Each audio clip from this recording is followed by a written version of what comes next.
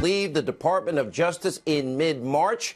Now, this comes on the heels of bombshell revelations relating to his conduct while at the department. You got to remember, back in 2016, the small group of high-ranking, unelected, unaccountable bureaucrats with a dark political agenda, they sought to undermine then candidate, then president-elect, and ultimately undo the election of we, the people. First, they rigged and fixed the Hillary Clinton email investigation so she would not be charged with the Espionage Act felonies and, of course, obstruction of justice, because we can all delete 33,000 subpoenaed emails, right? And now we're learning that this agenda was even deeper than we ever realized, with that so-called insurance policy put in place to bludgeon President Trump should he win, put in place by the very people that believe Trump voters were smelly Walmart people. Hillary should win 100 million to 0. That's why they saved their favorite candidate. Anyone else would have been charged. And according to disgraced FBI official Andrew McCabe, he's saying in May 2017, there were actual discussions with Deputy AG Rod Rosenstein to wear a wire in meetings with the president in the hopes of invoking the 25th Amendment. Were they planning on a warrant here? Take down a duly elected commander-in-chief because their chosen candidate lost? And as our own Catherine Herridge reports, 2 so-called unnamed cabinet members were actually on board with this insane plan, coup. And while Rosenstein has offered a carefully worded denial, McCabe says that it was Rod Rosenstein who, quote, was absolutely serious about recording the president. Now, I want to be very clear. It doesn't matter if you're a Democrat, Republican, liberal, conservative here. This abuse of power should scare everybody. This almost happened in the United States of America. We're not a banana republic. Those that are shouting the loudest that we need to preserve our institutions, well, they're the biggest offenders of weaponizing the powerful tools of intelligence. They thought they knew better than the American people. First, it was about stealing an election, stopping Trump from becoming president, then staging a coup to remove a duly elected president, to pursue their own self-serving agenda. They're smarter than us, smelly Walmart people, which was to preserve the swamp and the deep state. And it's all on full display because now they're starting to turn on each other, because now they're panicking and they know they got caught. Remember, Comey, Rosenstein, Andrew McCabe, Sally Yates, all of them signed off on Hillary Clinton's FISA warrant application using Hillary's bought and paid for, unverified, uncorroborated, phony Russian research. And then not only propagandized and lied to the American people to help Hillary win, well, then, of course, they used it as the basis, bulk of information in a FISA application 4 times. They certified that that phony bought and paid for dossier was verified. We now know it was never verified and that they made material false statements to a FISA court denying a fellow American his constitutional rights. Even the dossier's author, under oath in Great Britain, in an interrogatory said, I don't know if any of this is true. It's 50-50, it's raw intelligence. They used the Clinton bought and paid for Russian lies. They first used it to lie to you and manipulate you and propagandize you, the American people, before the election to help Hillary. And then, of course, to spy on the Trump campaign before and after the election. Then to launch this phony witch hunt Mueller probe to cover their own misdeeds, their insurance policy, after the president was rightly firing Comey. And all the while, Rosenstein apparently scheming to surveil the president, invoke the 25th Amendment to tape him.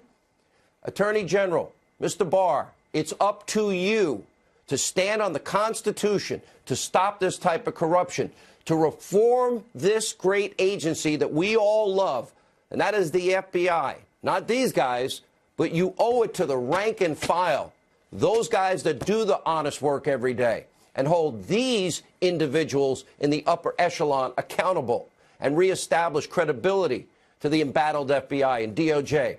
Kimberly Strassel, Wall Street Journal, says, quote, that's the Justice Department, Mr. Barr, arrives to lead a hot mess of finger-pointing, leaks, planted press narratives, obstruction, and extraordinary self-righteousness. It's long overdue for decisive action in ending this dysfunction and this corruption. Now, of course, these major revelations are being ignored by Democrats and their willing accomplices in the hate Trump media.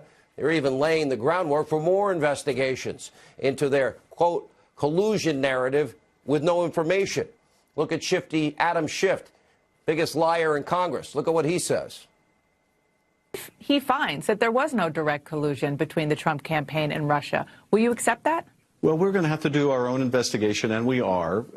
We'll certainly be very interested to learn what Bob Mueller finds. Will you accept the findings separate from the investigation that you're doing? You know, I will certainly accept them in this way, Dana. I have great confidence in the special counsel. And if the special counsel represents that he has investigated and not been interfered with, and not been able to make a criminal case, then I will believe that he is operating in good faith. Here to discuss how Republicans plan to combat all this corruption, this abuse of power, South Carolina Senator, that's Lindsey Graham. Senator, I just went over and I reread the IG report, 568 pages, 868 mentions of McCabe, 581 mentions of Strzok, 358 mentions of Page. They looked into this issue of collusion for 9 months. We have testimony from Page, Comey, and others that they had nothing. And that's in May when they appointed the special counsel. What is your reaction to invoking the 25th Amendment, taping the president, using Hillary's bought and paid for dossier, and lying to FISA court judges and applications? Well, it's one of the most significant moments in American history, if it's true. You had the acting head of the FBI talking to the Deputy Attorney General about replacing the president. So what I'll do, oversight is part of my job.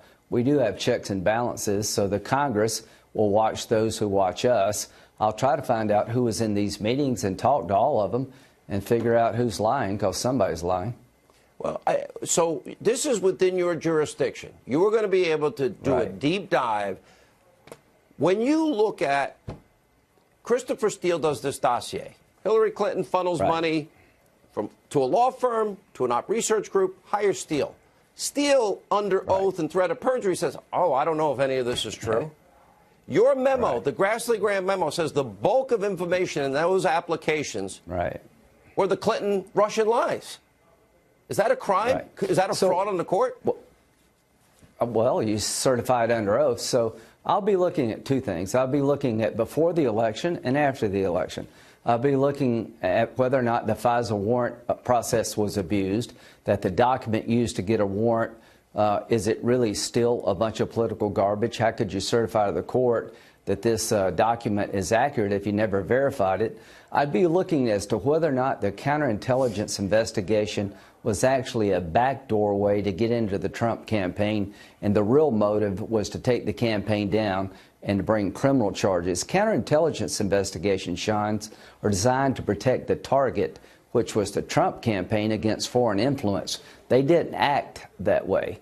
They acted as if they were out to get Trump. Do you agree with me that Hillary Clinton committed felonies, top secret classified information, a violation of the Espionage Act? You're a great lawyer. If I hired you and I was being charged with obstruction for deleting 33,000 subpoenaed emails, acid washing my hard drive, busting up my devices with hammers, do you think you can keep me out of jail? Because as great as you might be as a lawyer, you, Trey Gowdy, Dershowitz, Greg Jarrett, I don't think you, Geneva, you guys can't keep me out of jail for that, could you?